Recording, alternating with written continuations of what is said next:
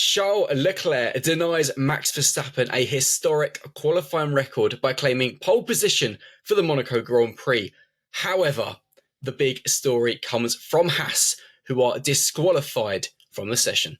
From RacingNews365.com, my name is Nick Golding, and I'm joined quite late, may I add, in the day, by lead editor Ian Parks. Ian, under normal circumstances, we would be talking about Leclerc's brilliance, his third pole position at home, Ferrari's 250th pole in F1.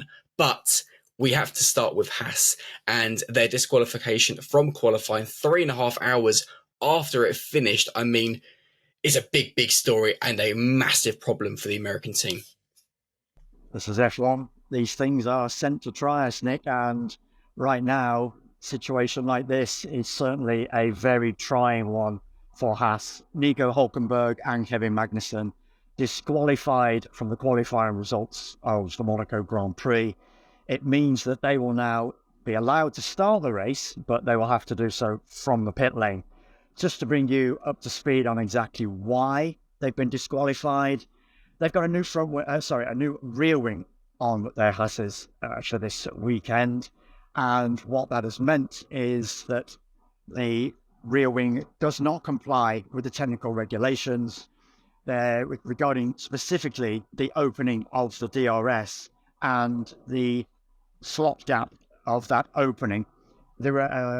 Teams are allowed 85 millimeters for that slot gap, and basically this new Haas rear wing, inadvertently, unbeknownst to them, they've taken the wrong measurements, and we are talking about millimeters, and it has exceeded the regulations. When you have an infringement like this, it's black and white. There is no comeback. It's a slam dunk disqualification. We've seen it many times in the past with other technical infringements, so this is by no means a surprise, let's say, and obviously, Haas will be given the opportunity to make amendments to that DRS to ensure that they can race tomorrow. But I say race, it's going to be pretty much a horrible one for them, because they are going to be pootling along at the back of what will be a very long train going around the streets of Monaco, particularly given the weather forecast tomorrow. There's not even going to be any light relief for those guys, because it is due to be dry, warm, sunny. So very difficult race in store after what has quite obviously been right now, or so far, a very difficult day for the team overall. I guess we need to go then from the bad to the good. And Charles Leclerc, we spoke yesterday about how quick he was over one lap. He backed it up in third practice, was the clear favourite for pole. He delivered as we all thought he would. He was only 1/10 of a second off the outright lap record. He was magnificent. Of course, the stats behind it: third pole at Monaco. We know obviously the bad luck he's had in the past, but 250 poles for Ferrari. That's pretty much as good a day as it comes at Monaco. I'm glad I've actually got a prediction right for once, by saying good point. First of the season. I think that might be. But I mean, to be fair to us, we always go for the bold predictions. Yeah. So we always try and make it a little bit more fun, a little bit light-hearted. We're not just going to go for the straight, obvious suggestions. So, but obviously yesterday, with the way Charles was performing, with the way he was hooked up in that Ferrari, it was pretty clear he was on it from the get-go. Underlined that this morning in final practice, and then absolutely nailed it when it was required throughout qualifying. He's looked majestic so far around the streets of the Principality, and as I've just mentioned with regard to tomorrow, Sunday, and the weather, you would assume it should be a straightforward race to the flag over the 78 laps. Of course, we have to bear in mind there could be a red flag. There could be a strategy mistake that might come into play by one of the teams. We've seen that happen before. Mistimed pit stop, etc. Pit stop window. So it's not an absolute nailed on 100% cast iron guaranteed victory. But right now for Charles Leclerc, in starting from pole position, here at his home circuit for the third time. Given the way he's performing, given the way that car is performing, you would expect it, or expect him and Ferrari to convert that pole into the race victory. And of course, the big question is, will it be third time lucky? Because the first time, obviously, he claimed pole in Monaco in 2021. He put it in the wall at the end of Q3, failed to start the race. Yeah. A year later, claimed pole again. But then you mentioned, could something strategic go wrong? That's what happened in 2022. So, tomorrow there's a lot of pressure. You can't. I think there's a lot of pressure on his shoulders. But interestingly, even he said himself, Ferrari as a team are stronger now. They know how to deal with these things. And I think that was something that was very interesting. Of course, I did mention at the start of the show, Leclerc's pole did deny Max Verstappen the outright record for 9 consecutive pole positions. It means he's still level with Ayrton Senna. But of course, Max isn't on the front row. He is down in 6th, which on paper you say Red Bull in 6th, that's awful. But actually, when you look at his teammate who prior to the Haas disqualification was Sergio Perez, P18. I mean, Max, in all fairness, seemingly got everything and more out of that package today. Yeah, let's start with Max first, and then I'll move on to Checo just after. The problem that Max has suggested is the fact that they're having real correlation problems between the wind tunnel and transferring that onto the car. In the wind tunnel, what am I talking about? Sorry, folks. In the simulator, I do apologize. It's a long day. In the simulator, no excuses. In the simulator, they're having correlation issues between the simulator and the real world car. In the simulator, the car is riding the curbs, no problem. Unfortunately, that, as I say, is not transferring itself to the car. So around Monaco, where the car really has to be on point riding the curbs, and it really has to be on point in coping with the bumps of what is, at the end of the day, a natural street circuit. There's no smooth asphalt here like we see with many of today's modern racetracks. No, this is very different. This is Monaco with all its bumps and as I say, with all these curbs as well. So around the 19 corners, that Red Bull, that RB20, is having real problems. And as Max mentioned on Friday after practice, his car has felt like he's been jump hopping around like a kangaroo, getting headaches, he said. They failed to, obviously they was never going to fix the problem. They tried to alleviate the problem as much as possible between Friday practice and going into qualifying on Saturday. But even so, it's still only good enough to fix the position, which is, as you're saying it, around Monaco, that is just unheard of for Red Bull in the modern era in many respects. With regard to Checo, came up with a really bizarre excuse, but it's kind of justified in some respects because it was also a point that Andrea Stella mentioned post-qualifying. Checo said that he'd spotted a piece of plastic in the middle of the track, and in shimmying around that, taking evasive action to ensure it didn't get lodged underneath his car, he says he lost a few tenths of a second. That then was ultimately enough to see him drop out in Q1, and as you say, he will start.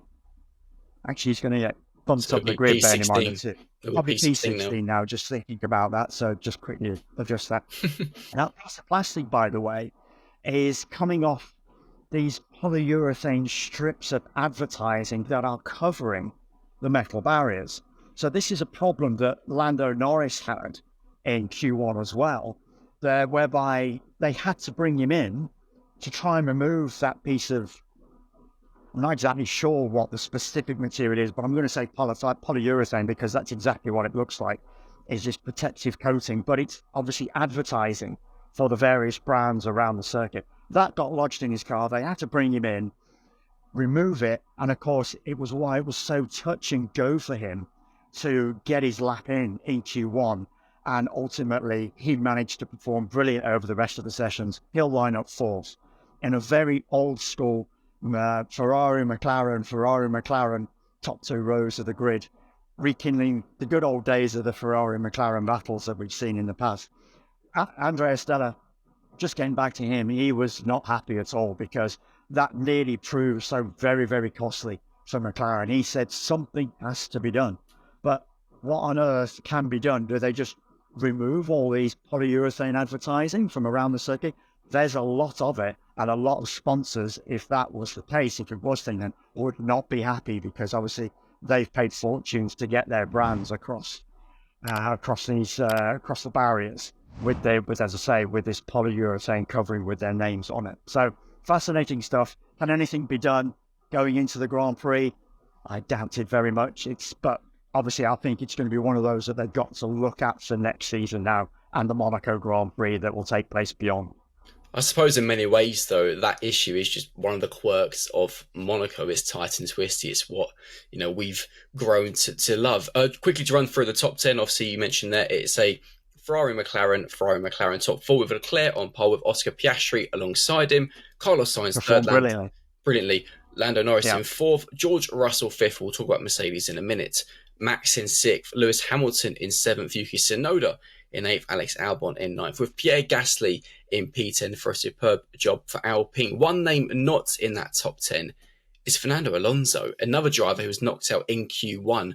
Would have started in 16th if not for the Haas disqualification, so we're now starting 14th. But as a two-time winner of this race, it's, we said yesterday, are Aston Martin making some progress? It seems today that it's, just not gone their way at all. One word for Fernando Alonso, and it was the very first word that came out of his mouth when I asked him, where did it go wrong, Fernando? And he just simply said, traffic. This is Monaco. This is what happens. This is where luck and bad luck come into play, as he pointed out. Last year he got luck. He had some luck. Ended up starting P2, as you remember from last year. Yeah. This time around, bad luck. On his critical final lap in Q1, he encountered traffic in two places. Once into turn 11, once coming into Raskas, where he said there was a line of cars parked up. Overall, he said he lost 0.5 or half a second on that particular lap, which he said if he'd have got that, it would have been P1 in Q1. So it just goes to show the fine margins that take place around this circuit. So then I asked him at the end of his little mini session in the pen, how about we come up with the idea that's been mooted in the past of splitting Q1 into two groups of 10 cars to ensure that we get the best out of them. We see that happen in F2. We see it happen in F3 when it comes to qualifying around it.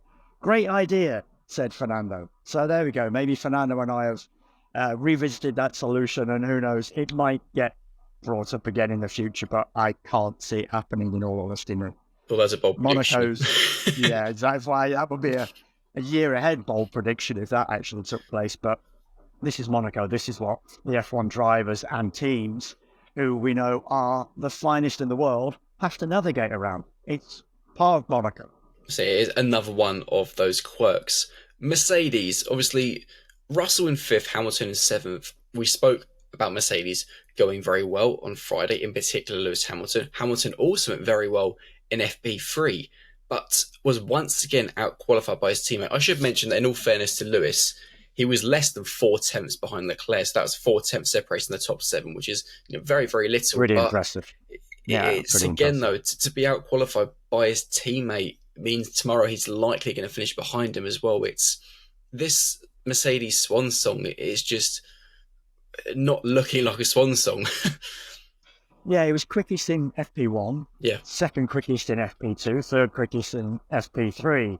So it looked, for all intents and purposes, as if he had a car that would get him onto the front 2 rows. Bearing in mind, you've always got to consider what the other teams and drivers are doing, but that W15 in his hands throughout practice was looking very punchy indeed. So speaking of punchy, I'm going to use that word again, he was a little bit like that when he was asked to assess where it had all gone wrong. To be honest, one point you mentioned was that George, his teammate, was running a slightly different spec front wing, so he felt there was a little bit of performance loss there. But more to the point, he could not quite understand why Fridays are always looking so good for him, and then all of a sudden it goes awry going into qualifying in particular, where he feels he's losing 2/10 all of a sudden. He was a little bit, as I say, I'm going to use the word again, punchy in terms of why is that happening to me? It's the same pretty much every qualifying session throughout this season that I've encountered. I don't understand what's going on there. So he's a little bit confused and baffled and frustrated, to use one of his words, as to why this is occurring. And just before we wrap things up, I just want to give a little bit of a shout out to Alpine.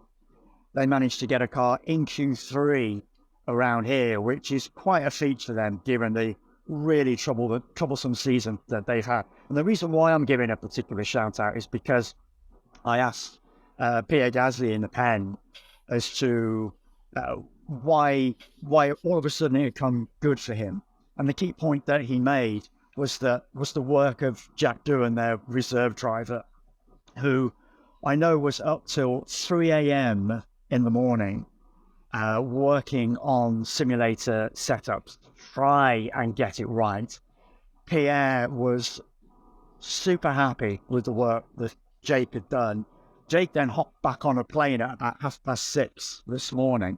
He'd had about 40 minutes sleep or something like that. Then got here, and Pierre's super happy, as I say, super complimentary of the work that Jack had done. So it just goes to show that these reserve drivers, whilst we think that they're out of the picture, they're not doing much, actually they have a massive role to play. And this is one of those occasions that Jack Doohan, Alpine's reserve driver, has come to the fore and really helped his team out of quite a hole, because Alpine were not looking good in Friday practice. It's actually a really interesting point, because I guess that's one thing that's gone against Red Bull this weekend, is that traditionally they would have ex-F1 driver Sebastian Buemi and reigning FE World Champion Jake Dennis as their simulator drivers. And obviously they both did a lot of testing in the simulator during the Imola weekend. Obviously this weekend, they're both in Shanghai for Formula E, so that instead Red Bull are using Rudy Van Buren. So perhaps there's something in it as well. We've got to do bold predictions. I don't know how we're going to do bold predictions because it's Monaco, but we could have some fun with this one, I think. Go on. Am I going first? Is this what we're going to do? Go right. No, I'm just wondering why we're going to have fun. Well, as you say, when you've already swept into this by saying, how do we make bold predictions around a dry Monaco Sunday? It's a very good point. As much as I think a Leclerc win at Monaco would just look the complete part, and I think be very, very emotional for him, I think we're going to see a maiden win for Oscar Piastri. Oh, do you know what? The launch is going to be so critical, and if the nerves get to Charles, that is going to be Oscar's big chance. Something's in the air, and it's not rain. That's definitely not going to. I mean, I know I've said previously that we can't count out the predictions here, because the weather forecast, because of what comes across those mountains over there, and Monaco has its microclimate. But the prediction for tomorrow is a very dry Sunday. So I can't 100% rule out some inclement weather perhaps occurring, but on this occasion, let's take it as read that it is going to be a really dry, sunny Monaco, and we are probably going to be in for one of those processions where people tune in for the start and then they retune in just to see how the checker flag is going to unfold. But we've got to throw in a little bit of an element with regard to tyre performance. Yeah, that's going to be crucial tomorrow. We've also can't rule out, as I've mentioned, the possibility of a safety car. This is a street circuit at the end of the day. And when you look at the performance of those cars right now, as you say, they are the fastest for quite some time we've seen around the streets of Monaco. There is the absolute element of a potential safety car taking place, and who knows who might be where on the track at any given time when that does take place. That's where strategy really does come into play, and the teams being absolutely on it with regard to their pit stops and getting that strategy right. once that safety car or once that red flag is finished, or, once that safety car is peeled away back into the pits. Oh, we've got to keep fingers crossed. We've got to hope that there might just be a little bit of intrigue taking place in tomorrow's race. But as it stands, we're in for another Monaco procession. Let's hope not, though. But ultimately, all will be revealed tomorrow. For those who've been watching this video, let us know your bold predictions or just predictions in general, because I appreciate it's quite difficult with Monaco. Be sure to like this video, subscribe to the channel if you're not already, and be sure to tune into tomorrow's F1 update with myself and Ian. We'll see you later. Take care, folks.